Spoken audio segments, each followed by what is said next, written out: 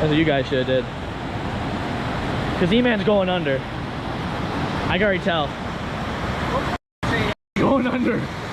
Hold on, E-Man, don't go under.